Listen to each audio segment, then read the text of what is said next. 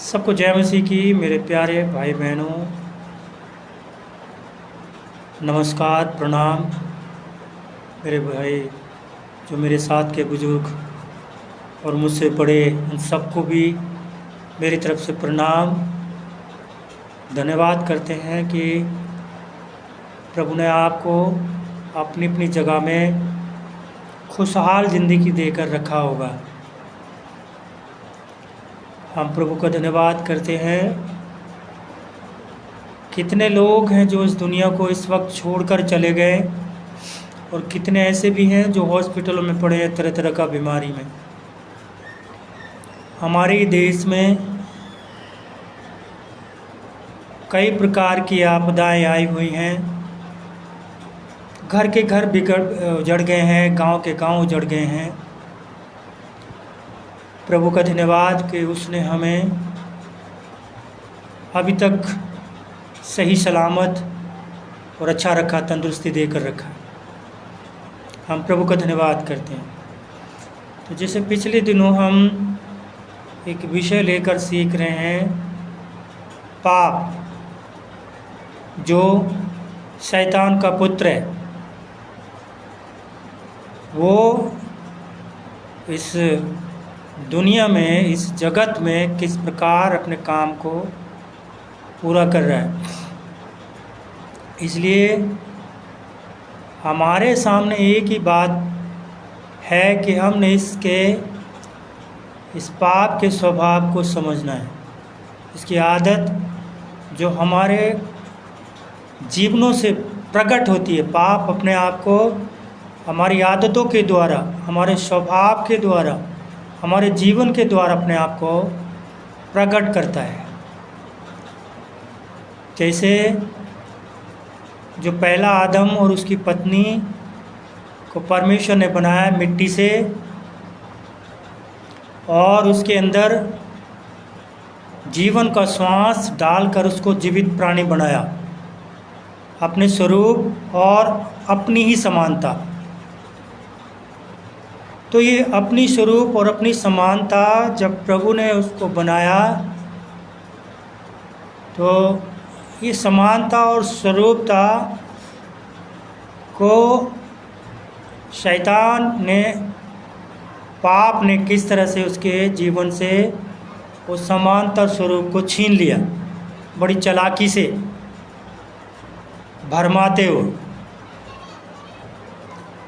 आज्ञा, परमेश्वर की आज्ञा, वो आज्ञा जो उन दोनों के लिए थी, उस आज्ञा को तोड़ने के लिए उसको ऐसा भरमाया स्त्री को कि उसने वो फल को, जो भले और बुरे के ज्ञान का वृक्ष का फल, वो उसने खा लिया। और जब खा लिया तो पहला, मैंने बताया था, पहला चिन्ह था कि वो अपने आप को नंगा महसूस कर रहे हैं। कपड़ा शरीर पे नहीं देख रहे हैं, लेकिन यही नंगा शरीर जब परमेश्वर ने मिट्टी से बनाया और परमेश्वर उससे मिलने के लिए स्वर्ग उतरकर नीचे आता था, तब उसको दिखाई नहीं दे रहा था। तब आराम से परमेश्वर के साथ संगति करना, लेकिन जैसे ही आज्ञा का उल्लंघन किया, वैसे ही उनको वो नंगापन शरीर का दिखाई दे रहा है। उस नंगेपन को छुपाने के लिए मनुष्य ने अंजीर के पत्तों का अंगरखा बनाया, कपड़ा बनाकर पहन लिया। तो आज भी वो कपड़ा, आज भी दुनिया के लोग अपने अच्छे काम से अपने पाप को छुपाने का कोशिश कर रहे हैं। वो चाह रहे हैं कि हम अच्छा काम करें, भलाई करें, लोगों का, भूखों को खाना खिलाएं, गरीबों को कपड़ा बांटें और पैसा दान करें, घर बनवाएं। लेकिन ये अच्छाई के काम एक मनुष्य के, उसके पाप के छुटकारे के लिए काफ़ी नहीं है। पाप से छुटकारा पाना है तो परमेश्वर के स्वभाव को भी समझना बहुत ज़रूरी है। जब तक हम प्रभु की आदत को, उस परमेश्वर को जिसको हमने कभी देखा ही नहीं, जो अनादिकाल का परमेश्वर है, आदि और अंत है, जिसका कोई आकार नहीं है और ना ही हम उसको आकार में सीमित कर सकते हैं और ना ही हम उसको छोटी सी जगह में रख सकते हैं। उसने बोला ये पूरा ब्रह्मांड मेरा है, तुम मुझे किसका रूप, किसका आकार दोगे। वही परमेश्वर की आदत को हमें सीखना, समझना है। इंसान अपना जैसा स्वभाव से, अपनी आस्था से, अपनी प्रार्थना से बहुत कुछ अच्छा करना चाहता है, लेकिन क्या करे, अच्छा नहीं हो रहा। जैसे मैंने पिछले दिनों बताया था, एक प्रभु का जन है इस पवित्र शास्त्र बाइबल में, वो कहता है मैं अच्छे काम करना तो चाहता हूँ लेकिन कर नहीं पाता हूँ। मैं भले काम करना तो चाहता हूँ लेकिन कर नहीं पाता हूँ। वही काम मुझसे होते हैं जो प्रभु को पसंद नहीं है, बुरे काम ही मुझसे होते हैं। तो बाद में बोलता है, तो इससे मुझे मालूम चलता है कि मेरे अंदर कोई और ही व्यवस्था, कोई और ही आत्मा है जो मुझे चला रहा है, और वो पाप है। तो पाप हमारे अंदर बैठकर राज्य करता है और वही हमें अपनी इच्छा के अनुसार चलाता है।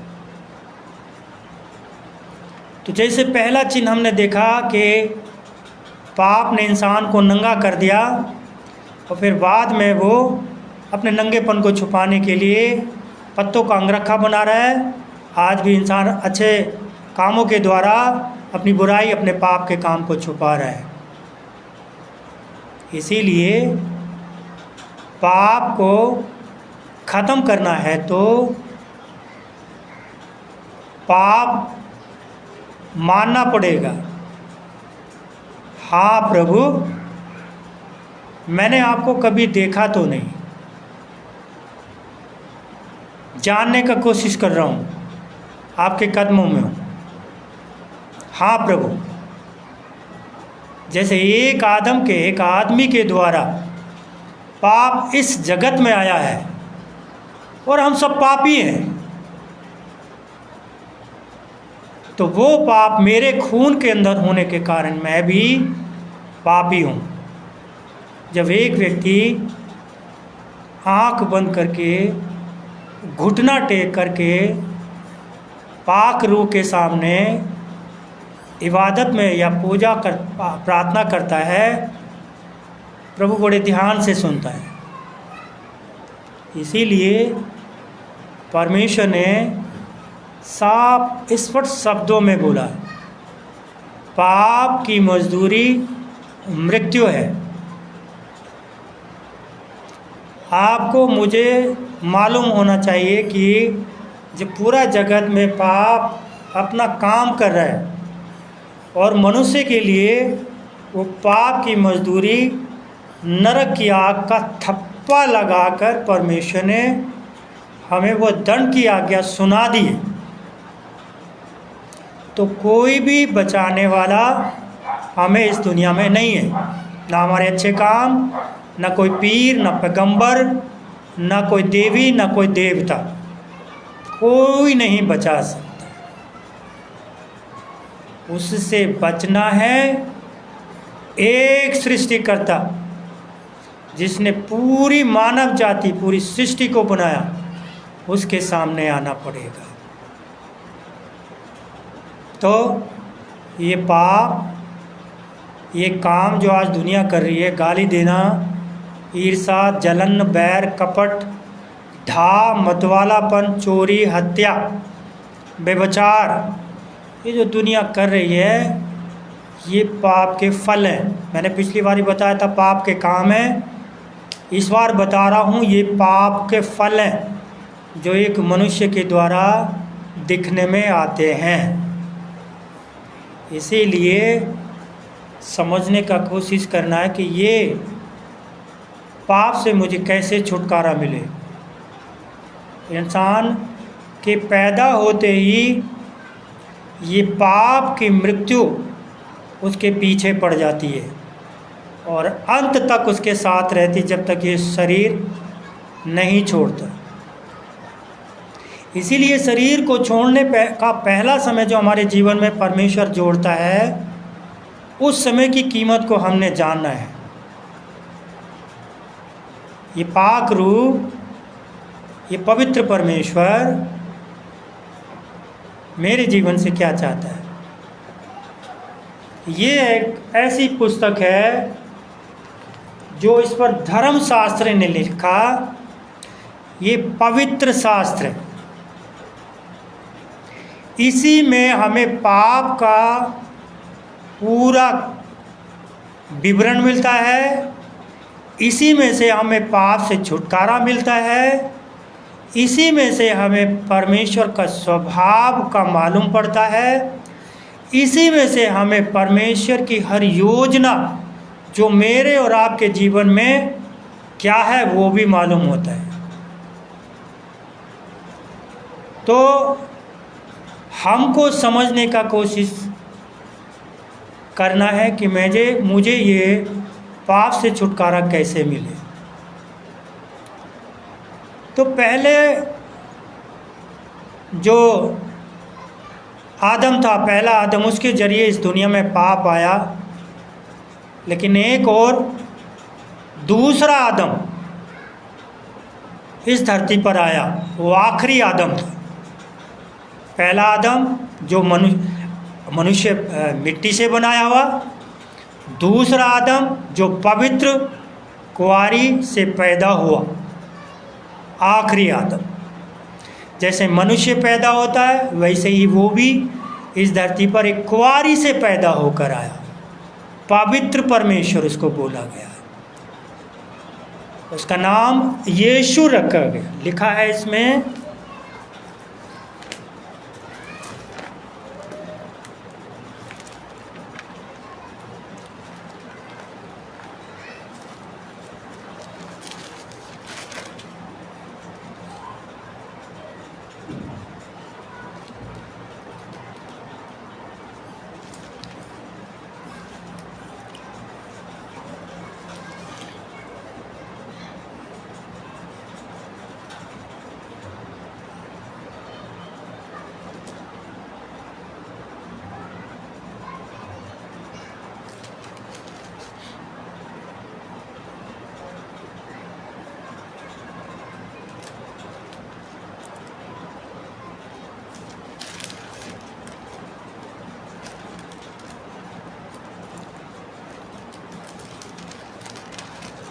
तो जैसे इसमें पवित्र शास्त्र में लिखा उस दूसरे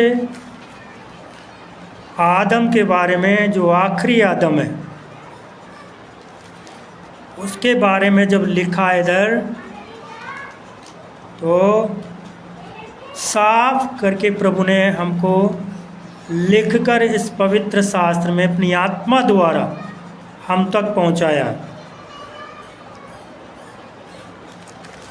तो जब ये हम पढ़ते हैं इधर,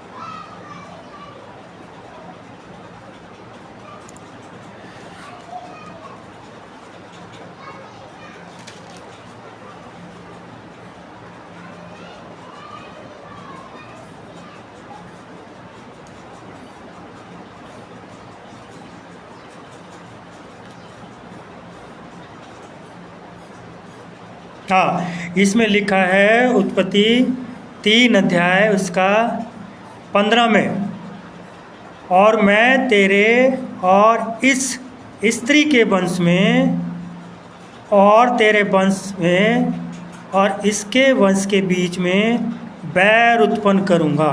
वह तेरे सिर को कुचलेगा और तू उसकी एड़ी को डसेगा। ये बात हम मनुष्य के दिए हुए शराप में पढ़ते हैं कि किस तरह जो आज्ञा को मनुष्य ने तोड़ा, तब उसकी पत्नी और दोनों को वाटिका से बाहर निकाल दिया। और ये जब बोला प्रभु ने, तेरे और इस स्त्री के बीच में, तेरे और तेरे वंश के और इसके वंश के बीच में बैर उत्पन्न करूँगा और तू उसकी एड़ी को डसेगा, वो उसकी तेरी एड़ी को डसेगा, तू उसको इसके सर को कुचल डालेगा। तो ये सर को कुचलने वाला एक ही व्यक्ति है, वो मनुष्य आखिरी आदम है, जिसको परमेश्वर ने इधर इस धरती पर भेजा। इधर इस धरती पर भेजने का मकसद एक ही है कि मनुष्य अपने जो उसने आज्ञा तोड़ी, पाप किया, पाप के काम किया, उससे वो क्या करे, छुटकारा पाए और उद्धार पाए, आत्मा का उद्धार पाए। वो आखिरी मनुष्य है, वो अनंतकालीन मनुष्य है, थोड़े दिन के लिए इस संसार में आकर इंसान को जीना सिखाया, चलना सिखाया और उसके नाम में इतनी शिफा, लोगों को शिफा दिया और उसी के नाम में उद्धार है इस पाप से जो पहले आदम के जरिए इस पूरी दुनिया में है, उससे छुटकारा भी है। तो वो आखिरी आदम, वो मनुष्य कौन है, इसके विषय में हम जब पढ़ते हैं तो हम यूहन्ना की किताब उसका 1 अध्याय जब हम पढ़ते हैं, उसमें लिखा है,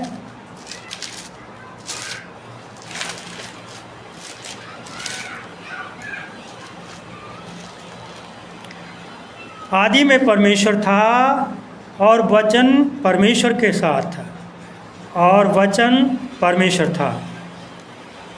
यही आदि में परमेश्वर के साथ, सब कुछ उसी के द्वारा उत्पन्न हुआ। तो ये वचन, ये परमेश्वर खुद एक मनुष्य का शरीर लेकर इस धरती पर आया। ये जो आदि में वचन और वचन परमेश्वर के साथ और वचन ही परमेश्वर है, जिस किताब के शब्दों को हम पढ़ रहे हैं, ये शब्द ही परमेश्वर है। ये शब्द जब इस दुनिया में मनुष्य का शरीर लेकर आ रहा है, तब हम पढ़ते हैं, परंतु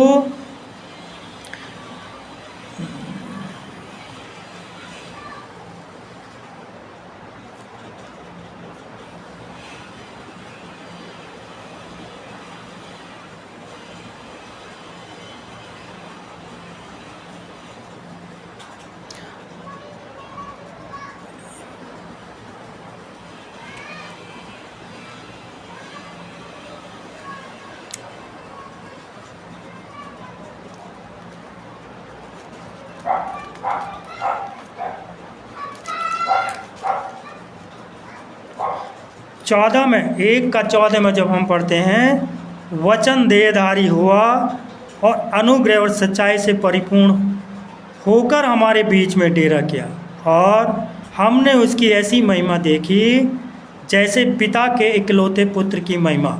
तो ये जब इस दुनिया में आ रहा है प्रभु, इसकी महिमा लोगों ने देखी, इसके काम प्रभु जो खुद एक प्रभु होकर काम करता है मनुष्य के जीवन में, वो काम इस व्यक्ति के द्वारा, आखिरी आदम जो हम इस वक्त पढ़ रहे हैं, वचन देहधारी हुआ और सच्चाई से परिपूर्ण होकर हमारे बीच में उसने डेरा किया, यानी हमारे बीच में रहा।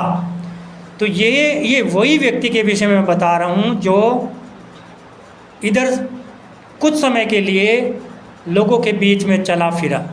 वो पवित्र परमेश्वर जो कुंवारी से पैदा हुआ, जब ये वचन देहधारी हुआ तब हम इसको पढ़ते हैं इधर यशाया की पुस्तक में। ये यीशु जब इसके विषय में पढ़ते हैं तो हम यशाया 9 अध्याय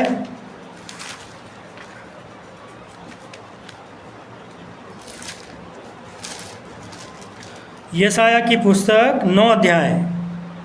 तो जब इसमें हम पढ़ते हैं, सबसे पहले पढ़ते हैं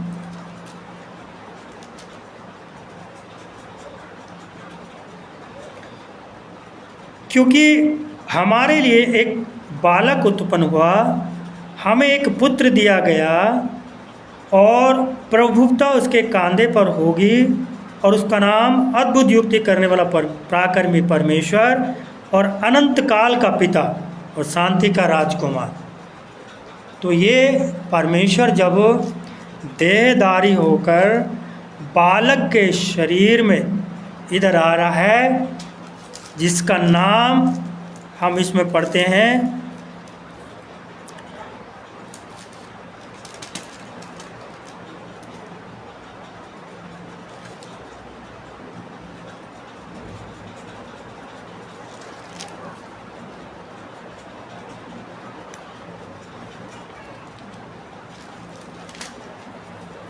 जिसका नाम हम इधर पढ़ते हैं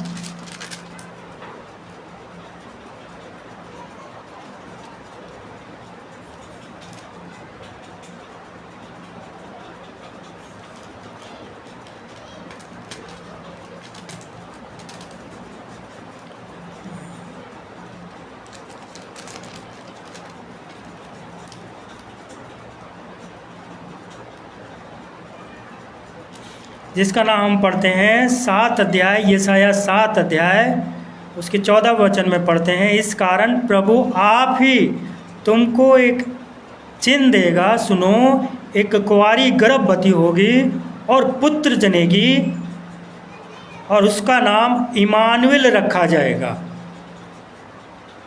तो इमानुएल का मतलब है परमेश्वर हमारे साथ। तो ये जो बालक है ये कुंवारी मरियम से, जैसे हम सब मनुष्य अपने माँ बाप के संबंध के द्वारा इस धरती पर आए हैं, लेकिन ये जो परमेश्वर है इमानुएल जो हमारे साथ है, जिसके कांधे पर प्रभुता है, जो पराक्रमी परमेश्वर है, बालक छोटा बनकर इस दुनिया में आ रहा। प्रभु के प्रेम को समझने का कोशिश करिएगा। परमेश्वर मनुष्य से कितना प्रेम करता है। प्रभु ने उधर अदन की बगीचा से बाहर करते हुए उसको एक जानवर काटकर उसका खाल का अंगरखा बनाकर उसको भेजा, पत्तों का नहीं,